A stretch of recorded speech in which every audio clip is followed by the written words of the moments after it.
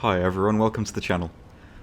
Today we're going to have a look at the Sherman Firefly, because I thought with the French coming out and everything, no one's really paying much attention to the British, and they have benefited greatly from the AP buff. These guns work so much better than they did before, and it's actually making the British pretty competitive, and I think they've been slept on a little bit, so I thought, why not give a look at one of the most, well, I guess, iconic tanks, the Firefly. And I know quite a lot of people did, won't say any more, but did sort of struggle with this tank, as when it came out it wasn't really very good. But now I had a lot of fun with it. I still, died in one shot all the time, but the gun is very, very capable. Like, most of the games I was having were in 5.7, and I was still, just killing tigers, panthers, and everything. And the spooling really, really has helped a lot more than even I thought it would. So I got a decent game today, sort of. It's a 5.7 game. Not the best, not the worst, but I think it does kind of show how the gun is handling now, as opposed to how it was before. So before I get into that, of course, I will go through the lineup I've been using for 4.7 Britain. Right, so here is the lineup I've been using for 4.7. For the aircraft, my favourite at the moment is the Tempest Vickers P. This used to be one of my least favourite aircraft, I think, to use for CAS, but I don't really know what's happened to it, but I've had a lot more ammo racks and just a lot more successful penetrations with this plane. So it slept on a little bit, overshadowed by things like the Firefly, which I also have in the lineup, but it's really worth your time, and I think you should definitely give it a go. It still can be pretty good even at 5.7, 4.7, so I really do recommend it. Of course, going with the Firefly, as you do get those 16 RP3s, still a decent firing platform. You can take out planes, lightly armoured targets. It's going to be a staple. Again, it's a really good, really effective aircraft. Also, with the Mosquito Mollins class gun, which is the 57mm, which I think was put on the Mosquito to destroy ships, but it doesn't in the game. But it's still really good at destroying tanks. Again, I've had a lot of ammo racks, and you can kill things like panthers and stuff from the side, and it's been a really good time actually using it again. So I do as well recommend that. Now, along the Firefly, I would go with the Avenger. The only real good thing about it is that it's quick, and it does have that tank destroyer spawn cost, despite functioning basically as a bit of a medium tank. So you have an advantage there, and it also has a slightly quicker reload, just by about 0.3 seconds, but it's still noticeable enough for it to be well, beneficial, I guess. Also with the Churchill Mark 7, I really do like this tank, especially if you're not up tier, and I think this is probably a better option than the Firefly to take out, possibly at 4.7, because there isn't really anything that can cause you much problems, and you can break through enemy lines, and it's just a really good option, as I'm sure you all know anyway. For your SPA, I can't really give any other recommendations apart from the Bofors Crusader.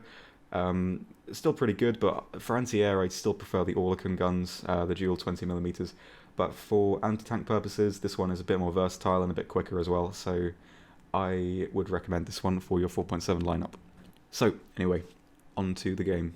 Right, so the match today is 5.7 on Stalingrad, and I'm in a 4.7 British vehicle against a 5.7 possible German and Russian team, which before the last update probably would seem quite daunting, because the Firefly's gun, or the General 17-pounder itself, wasn't really super effective. It still was okay, it could pen things, but it didn't really have that post-pen damage that it does now, and they are really, really on a roll with just how powerful these rounds are.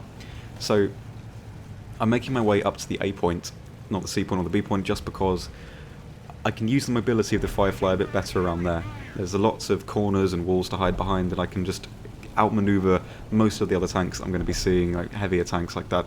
And also with the amount of hills that there are as well, like the little snow hills, the piles of rubble, I can use the depression of the Firefly a bit better than some of the Russian vehicles can, say if there's T-34-85s up there, and it's just going to be a better arena to fight in the Firefly against these other tanks. So that's why I've gone to the A point this time. Now, generally I don't want to drive onto the A point straight away, especially because something has just driven onto it himself, but because I can't take hits, and people are going to be rushing onto that point straight away, so if I rush onto it to try and cap it straight away, I'm probably going to die very, very quickly, because there's going to be more than one tank driving up to this point. So I'm just going to wait until something else can spot what it is on the A point, or if there's more than one tank, and then I can move in from the side here and hopefully take it out, or at least help to take it out. So the Hellcat's going in now, driving through the fence there, and I'm just going to wait, look around to make sure we're not going to get shot in the side, and just see if I can help the Hellcat out. Because at this point I don't really know if he's struggling or not. So I want to leave him to it, but I see that it's a KV-220 and that he's probably going to need a little bit of help.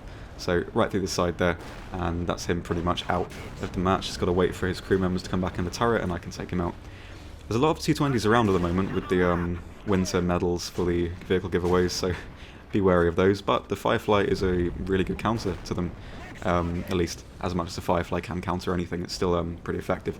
So that's probably the most heavily armoured thing we're going to be seeing in this battle rating taken out pretty easily. Granted, I didn't see him from the front, but still very nice kill. See the Nashorn there, go for the driver and the transmission to make sure he can't roll back down the hill, and just go for the ammo rack at the back of the tank, and hopefully get him right there. We do, which is pretty nice. So at this point, I don't really want to be driving around the back of the A-point because I know there's a couple more tanks over there, so I'm just going to drive around this little part here, hopefully stay in cover and pop some shots out, because at this point there's still loads of tanks around and I don't really want to be in the main firing line. So if I limit that a little bit and just kind of hide, I guess, in these ruins for a little while, I can hopefully snipe a couple of tanks moving around, and when everything's died down a little bit around the corner, as things are still being lit up, when everyone's suitably engaged, that's when I can come back round, and that's when I can attack, because no one's really going to be expecting me. There's going to be things that I can shoot in the side, and I can just disable anything I really like with this gun. As, you know, if you don't kill anything with this gun, with the nature of it, you are going to disable a lot. You know, engines, breaches, you know, the spooling really does soak into those critical modules, and it is really, really effective at the moment. So I know there is a 152 and a medium tank around A, so just checking there's nothing coming back from the spawn, as there might be, but if there's not, I can go right back and hopefully take out some of those tanks and recapture the A point, and then move back round to the C point after that. So I'm driving around the back at the moment, because I can see there's a medium tank on the corner, so hopefully I can take that out.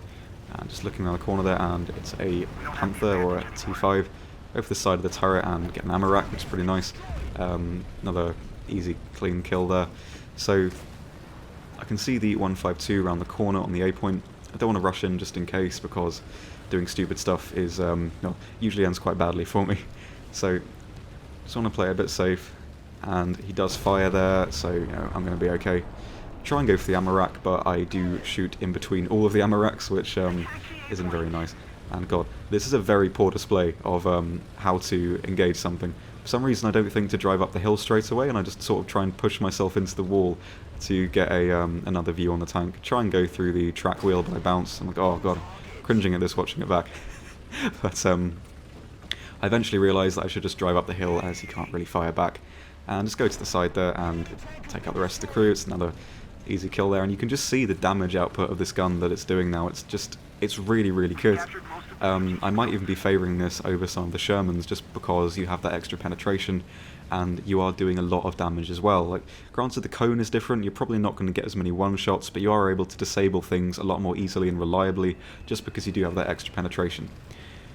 Do get bombed by something big and Russian, get the barrel taken out, so I can just sit here, cap the point, put some smoke above me there by hitting the wall just to make sure that I can't get bombed again, or at least make it a little bit more difficult for me to get bombed again, and capture the A point, and move back down towards the B point and the C point, and just cover those points as best I can. So I'm going to drive back around here, slightly through the ruins, just because again I want to make sure I'm out of the main sight lines, because I am in a Firefly at 5.7 and I can't really use the armour too effectively at this tier, and I can't really use it too effectively anywhere, but especially not here obviously. So I can see there's a couple of things coming back from the spawn, so I want to sit in between B and the little train cars and just have a look about to see if there's anything I can take out before they come back to the points, as there's going to be a flurry of things coming back, as a lot of tanks have just died, so I do need to be wary of that. So I'm just scanning through. Some of the tanks have been taken out, but there's probably going to be a couple more running around. And again, I don't want to rush out and be too reckless, because I am in a Firefly, and I'm a one-shot for anything that looks at me really, so I do need to be quite careful still. So I want to go down to C, as that's just been capped, but I do want to make sure that there's nothing coming back from the B point that can shoot me in the back. 85 coming around there, go through the lower side and just take out all the crew again and get an ammo rack. So this is the nature of the gun at the moment. You wouldn't really do that before. You'd probably take out some of the turret crew, maybe the fuel tank, set it on fire, but you wouldn't have completely destroyed the tank like that, which, this is why I wanted to make a video on the Firefly, just because it's doing so well, and the gun is doing so well, and the British are, I think, really going to have a comeback now, as they're a lot more user-friendly, and there's not really much of, no, not as much of a skill cap that there was before, because the gun can, reliably one-shot and do a lot of damage. So I really do recommend taking out your British again and just have quite a lot of fun with taking out tanks that you possibly couldn't do before. So all I'm really doing is just scanning around, making sure nothing's going to come up behind me, and I can make my way over to C and hopefully get that back. But the enemy team is sort of dwindling now, and there's not too many tanks left. So I just want to make sure where the tanks are coming from, because I know there is a lot of tanks that did cap C, or at least more than one. So I don't want to rush there too quickly, because I know they're going to be coming back towards B. So if I hang in between B and C in this area, I've got a lot of cover, and I can just wait for them to come back and hopefully get a couple of kills there. And having the fence to my side means that anything coming back from the spawn isn't really going to see me through the fence because of the way the textures work. So it's another way that I can hide and just be a bit more secure. CT-34 coming back to the B point, as I thought, go for the lower side again and get an ammo rack. And just checking on the scoreboard here to see who's got capture points and who's probably, or if there's anyone else over at C, and at this point I don't think there is. So the only thing I really have to do now is make sure nothing's coming back from the spawn to give anything any trouble. And just as I edge around the corner here, I do see, what I think is two tanks coming up here. It's a Panzer 470. I back up just in time and he hits the snow, or the rubble rather. And behind him I can see an Su-85, and I think it's alive, so I go over, try and shoot over him, and I do hit the 85, but it's knocked out. And this was a bad play on my part. I should have been a bit more careful here and known what was happening. I try and take another shot to edge him out of cover, and because of the, I think it's artillery that hit the floor there, I don't see that he's poked out enough, and we trade and we kill each other. But with the 17-pounder there, what I did was I shot the lower plate, or the upper glacis of the lower plate rather, so that round went straight through the transmission and knocked all of the crew out. And that probably wouldn't have happened before. So again, that's not the most impressive game, I know, but I think just because I am taking out quite a lot of the tanks that did give the Firefly a lot of trouble before, it does, I think, hopefully show you guys that this tank is really worth playing at the moment. I'm just going to throw in a little clip at the end of the Tempest Vickers, because it's quite fun as well. It's, I think, again, a bit slept on. So, I think the Firefly is really, really good now. At least a lot better than it was. When it first came out, I think it was 5.0, and the gun wasn't really too spectacular. And after that, it did get another nerf against the solid shot, and people just kind of didn't really have much fun with the British, and it's a shame. Because they do have some, fun, interesting tanks, and now that the rounds are actually doing a lot of damage, it's really, really fun. They're not really a hindrance anymore, and you can have fun below, 6.3 with the Centurions and the FV in these tanks. And because the 17-pounder is so prominent, it's just going to be, it's a really good time. Like, I've had a lot of fun with it. Like, I didn't think I would initially, but I genuinely did have a really nice time with it, and I think hopefully the British will come back a little bit now. As I know a lot of people do like the British tanks, but again, they weren't really the most functional. But I think now it's better time than ever to give them a go and see what you think. So the Firefly, I think, is really good for 4.7 now. It's below the normal M4A2 in the American tree, with the 76mm. And I think they're pretty much on par now. I mean, what you lose in the APHE, you make up for in the penetration and the spooling. And what that really means is that you don't need to go for the one-shots, you can go for disabling the tank a lot more reliably than you can with that 76mm. So, as I said before, engines, breaches, you can do that, and you can do it reliably. Like, your round isn't going to get stuck on the fuel tank, it's going to go straight through with the penetration and the post-pen damage, and it's just a really good option. And I think the Firefly is very, very good for 4.7 now. And it's on the M4A4 hull, I think. Please don't bully me if I'm wrong. But I think it's pretty good. I mean, the mobility is pretty spectacular for what it is as a medium. And your armor, you know, it's not reliable, especially if you get up-tiered, but against things like the German 75 and the Russian 76, you can still do a decent amount of damage with it. Excuse me. You can still bounce a lot of damage, soak a lot of damage, I'm not sure. Especially with the add-on track armor that you get as well. You can bounce quite a lot of shots with those lower caliber guns, but again, it's not something to rely on against the 85 or the 88, but it's still decent. You know, SPAA can't really kill you from the front at all, and again, that is another advantage that not a lot of other tanks, at least, well, for Britain, around the same BR, that they have. That was a really articulate sentence, oh dear. But I was a bit hesitant when I was doing this to say lots of good things about the Firefly, because I know a lot of people don't really like it, and, you know, before the last patch, with good reason. You know, its mobility was okay, the armor was okay, the gun was okay. You know, there were better options to use in 4.7, but now the Firefly is, you know, coming up. You know, it's like a new tech tree. You know, like the tanks don't really play the same. You can play them a little bit more aggressive, and, you know, they're a bit more reliable in that your gun will actually do stuff now. You know, the ammo rack's a bit more reliable. You know, killing crew is more reliable. The cone of your damage is so much better, and I think it's the perfect time to take out Britain again and just have a lot of fun with it.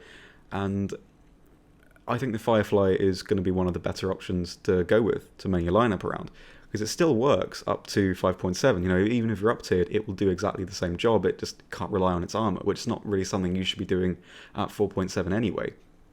But you have a quick reload, you have a high penetrating gun with a lot of post-pen damage, and there's not really anything that's going to give you much trouble, apart from maybe a hull down Tiger if you hit the funny parts of the mantlet. But again, that's something that you're not going to be seeing very much because you are 4.7. You know, the full up tiers don't happen too much, and your gun can now really make quick work of, to be honest, everything. There isn't really anything, again, as I keep saying, that's going to give you much trouble, and you can rely on the gun now, and that's what made the Firefly a bit redundant before, because you couldn't do that. There was nothing much else going for it. But now that you can rely on the gun, its other assets start coming to fruition.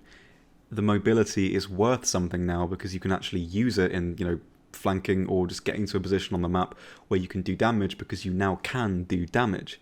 And before, you know, sure, the mobility is still the same, but if you were sniping or whatever, you're just going to make yourself a target, because whatever you're shooting at, you're probably not going to one-shot, and you can just have a shell lobbed back at you, and you know you're dying one hit because 3 of the crew members are in the turret.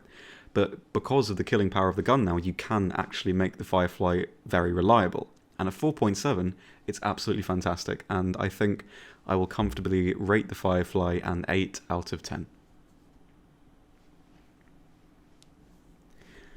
Thank you very much for watching, guys. Again, as I say every single week, I am useless, and I really want the gap between making these videos to be a lot shorter. It's just, I'm never really constantly in the perfect mood to do it, but hopefully in the future that'll start wavering away, and I will start making things a lot quicker. The next video, though, is not going to be on a tank or an aircraft. It's going to be a list of some pretty interesting things, so stick around for that. It's going to be a pretty big one, so hopefully that's going to be a good one. So thank you so much for watching, guys. Really hope you enjoyed. If you have any suggestions or feedback, please leave them in the comments. I do love to read through those. And just thank you very much for watching.